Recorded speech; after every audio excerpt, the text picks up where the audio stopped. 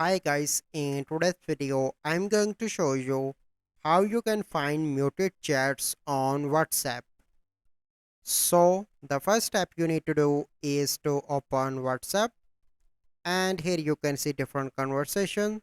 So I'm going to select the first one, and here you can see different options. You simply need to click on this bell icon, and then you need to select the time 8 hours 1 week always. So I'm going to select always. And if you want to find the muted chats, you can see this bell icon and the cross on that. And if you find any conversation with that option, so it means that that conversation is muted. So let's suppose if you have 100 of chats, so you simply need to scroll and you need to see this icon to find those chats. So this is the process. I hope you find this video helpful.